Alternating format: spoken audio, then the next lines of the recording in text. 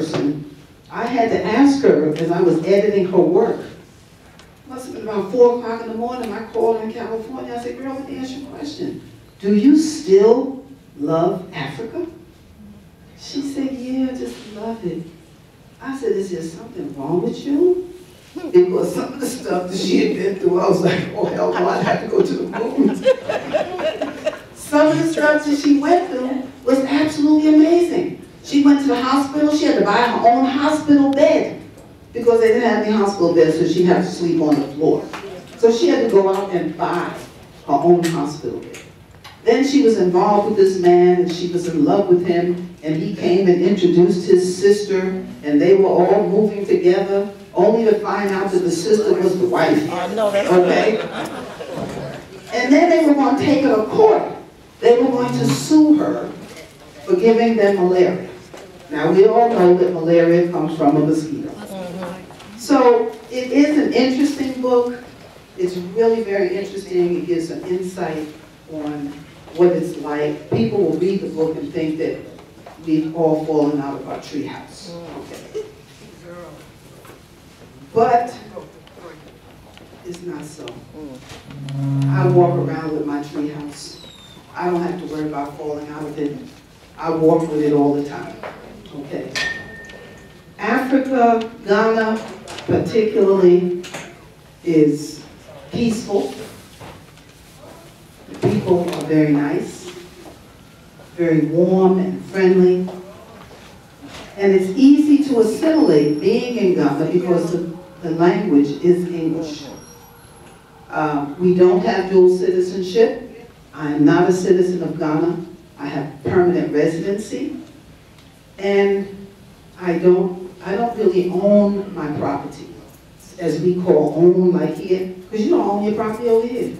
Okay, they come along any day they want, they take your house. You can, there you go. Same thing in Ghana. So when we got our property, I got a 99-year lease. So at 50, with a 99-year lease, I figured I'd be 149 when my lease is up. And I'm trying to live that boy out now, trust me. I ain't doing nothing crazy. I ain't bungee jumping and all the rest of that stuff. I'm going to live that lease out to the best of my abilities, okay? So it's like I said, it's a, how would I call it? It's a legacy that we've left for our children. And you know, people will ask me questions like, well, what's going to happen to your property when you die? Do I care? I don't know. You know, and they tell you things in Ghana like, you know, if you don't go to so-and-so's funeral when you die, they ain't come to yours. Do I care? I don't. You know, I had to tell one of my children, I said, listen, I've been in Africa for 26 years, and you haven't been there one time. All right. Here, and hear me well. If anybody ever gets in touch with you and tells you that your mother's dead, do not come to Africa. Don't come. Why? You didn't come while I was alive. Okay? If you can't give me my flowers while I can smell them, keep them. I don't need them. So they're like, oh, Mom, that's a terrible thing to say. I said, no, it ain't terrible, it's the truth. I don't need it. Okay? So here's my daughter now. You know how your children are. They can flip the script on you. So I'm trying not to come to America now. Okay? I went to South Africa. They tracked me down. Oh, Mom, you got to come see about your sister because your sister is sick. And I said, I've already made arrangements for my sister.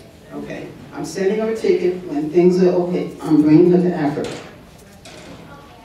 But you need to come here now, Mom. You need to come. This is your sister.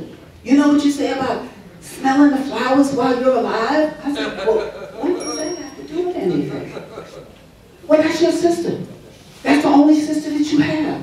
I know that. I mean, it ain't like I don't know that. That's the only sister I ever had. Okay? But you need to come and see about your sister.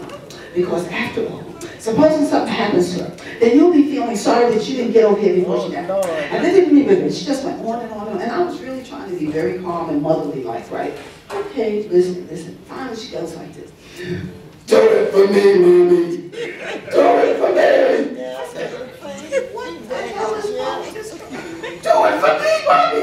Come here and see I said, okay, let me hang up. Before I say something, I'm going to be sorry I said. I said, y'all know how I move. The only way I come to America is you got to send me a ticket. Ticket was sent. So I didn't have a choice. Here I am, okay? But, you know, the thing is that it's like when my husband died, and we told our children, and they didn't seem to believe us, that we spent their inheritance. Okay, very honest. Because like, well, you know, when I die, what they gonna get? Nothing. We spent it. It's gone. And my son didn't believe that. So when his father died, they came to Africa. It was that they were looking for something that we did not have. Well, we spent it. So y'all should spend it. If you got it, use it for yourself. I'm not paying no insurance policy to leave my kids $50,000 damn dollars. They didn't come to see me when I was alive. No. So we spent their inheritance and feel very good about it too. Okay. And they're grown. It's not like we're talking about little children. They're grown. So whatever I get is mine. So when I get ready to leave, I have a business. I am the CEO for One Africa Tours and Specialty Services Limited. And when I get ready to leave, I pack my bag and I go. I don't worry about the people that are left behind. My son is an adult. If he wants to continue eating, then he will continue to run the business the way it should be run. If he doesn't want to eat, he won't. And I won't know until I get back. Okay. And I've been going now since December. And I don't know when I will be back here. I got to be back in there at least before the end of the year. Because you're allowed to stay out of the country 1 year before you lose your residency. So I'm not losing my residency. Okay. So I'm going to stay out until I get ready. Maybe I'll stay here long enough for it to get warm so I can take off all these clothes. But I'm very honest, this is the first time I've had shoes on in over 5 years. Okay? So you know my feet were screaming in my face. What? Are you crazy? What are you doing? And they were hurting too. I mean, I was walking like this. I stopped at one of them little stores, them little dollar stores. I said, get me something. I want a box with laces. I don't care. I mean, my feet hurt me so bad I was in tears. So I haven't had on shoes, and I haven't had on long underwear. I mean, I got on 2 shirts, 2 pair of pants, some socks. I'm suffering, trust me. And you know, ladies and gentlemen, y'all are not off the hook on this.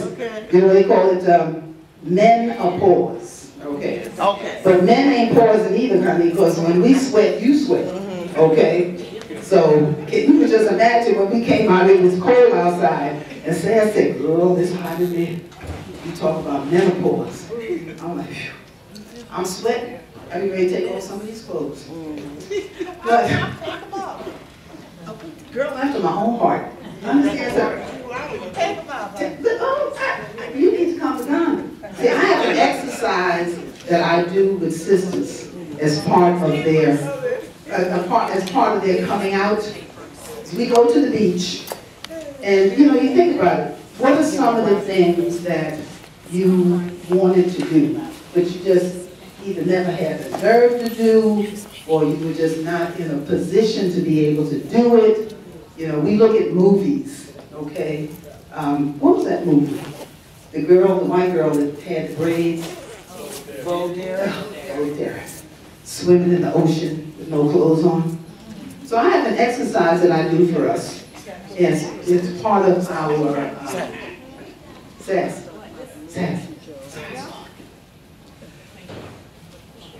So I have an exercise that we do. We go to the beach, and we go out into the ocean until the water comes up to here. And then you remove your bathing suit, and you swing your bathing suits around over your head. It's an exercise in freedom, okay? And then you swim in the nude. Yeah. Ain't nobody out there but you and the fish, okay? Hello. That's all right, girl. So you need to come out there and visit me so we can swing them bathing suits over our heads, okay? Yeah, okay. I ain't swinging no bathing suit in here. I'm saying here, you can do it here in the United States. Oh, no. This is different. You can't do it in the United States. You can't. But anyway, I'm really happy to be able to spend a little time with y'all, tell you a little bit about what it's been like. But you need to come. You know, you really need to come and take a look. I mean, I travel, I guess you could say extensively. My moms used to say that all you had to say to me was let's, and I'd be gone. And it's true. I like to travel, as long as it's clean. It doesn't have to be luxurious. I don't need a 5-star hotel, okay? I don't need a television. And after what I've seen on television here, I really don't need a television at all. Okay. It's nothing. But the thing is that we encourage people to make the journey. And as I said, as long as I lived in America, I never met a president. I've met 7 presidents, 3 presidents of which I've had the opportunity to sit down and talk about what some of the issues are that we have as African people who are leaving America. Okay. And in fact, I'm on my way to Zimbabwe to meet with President Mugabe. Good. And, you know, it's just like, it's hard to say, you know. I never got close to the congressman. I didn't even know who the hell he was, okay?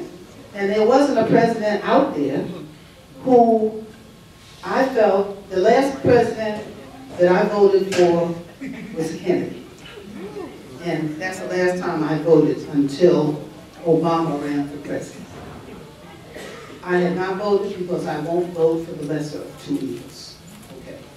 So there ain't been nobody out there. So to have an opportunity to sit down with African presidents, and see, one thing about presidents in Africa, they don't run terms. They stay in office until they die. Either they die in office or somebody assassinates them. Okay. Ghana had a president for almost 20 years until they got elections. Now we hold elections like they do in America. 8 years is as much as you can do. Okay. But like Mugabe, for instance, the man is over 90, and he's been president of the country since the 80s, and he's still going strong. Okay. So for me, I love where I am. I don't want to live anyplace else. If I ever live anyplace else, it'll be in another African country. It will not be here. Okay. And the thing is that when you talk to people in Ghana, everybody that I meet wants to come here. They all want to come to America because they understand that America is a land of golden opportunity, and that all you have to do is come here and you can get a check, okay? Go to America, honey, and you can get a check. I want to know why I can't get no damn check. But the thing is that they love America like many of us love Africa. And we're like ships in the night, okay? We're passing one another, not seeing, nor caring. I live in a village. There are about 275 people in my village. I don't live in the city, as my sister here will attest to. And during my tenure in Ghana, I have educated over 38 children from my village. Those children have gone through our education sponsorship program. Their education was paid for by brothers and sisters in America. And they have gone on to become teachers, bank manager, mechanical engineer, mechanics, seamstresses, plumbers, every last one of them. So that's my contribution, you know, because people think we're rich. First of all, they think all of y'all are rich. And the fact that you could buy, that's what I did when I said rich, but the fact that you can buy an airline ticket to come makes you rich, and it's relative. If you look at the monthly wage for most people is $100 or less, a month. $100. So I say they gotta be magicians that they're able to take care of themselves, their children, and all the rest of that. That's one of the reasons too, that probably because that corruption is high. But the thing is that we are rich in comparison. When I go into the homes of my family and my friends, and I see the kind of things that they throw in the trash, so the kids are like, I'm not eating that. You know, my grandson told me the other day there was a couple of ants in the cereal. So I said, you gonna throw it in the trash? He said, yeah, because it got ants in it. I said, put water in it to get the ants out. We'll boil the grits for crying out loud. He said, no, because of the ants in it. I said, you know, when ants get in my sugar at home, I put it in the sun, and the ants go away. Then I eat the sugar. Duh. And here's some kid, what is he, 10 years old, and his mother's went out to buy him a pair of $400 sneakers. I said, are you out of your mind? You gotta be kidding. She said, well, I'm not gonna get in the $400 sneakers, because those are the new ones. I'm gonna get in the used ones from last year, the old style. They only cost $200. I said, no wonder people think that we're crazy. The amount of stuff that goes in the trash. I asked somebody, can I please have your garbage? Really? I want to take your garbage back to garbage. And I went in this kid's garbage. And I came out of there with a half a barrel full of clothes, shoes, books. And he was throwing them in the trash. And that boy don't have no job. He ain't working nowhere. His mama's working. But when you look at the children there, they are so appreciative. And they will make something out of nothing. They will get some, I had a little kid made me a fan. And he took some tin and formed a fan. Got a battery. Said to me, Auntie, it works. Stuck that wire to that battery, and that fan is working. Okay. So, we, I think, you know, having lived outside as long as I've lived outside, can really appreciate, okay, we have a lot here. Oh, yeah. As poor, I'm below the poverty level in America. I think it's wonderful. Living in Africa, I'm below the poverty level. But anyway, I just wanted to say thank you for giving me the opportunity to come and speak to you. I hope that you folks will buy my books. I hope that you will make an attempt to come to Ghana and think about your bucket list and begin to do the things that you thought that you wanted to do but you never had a chance. Do it.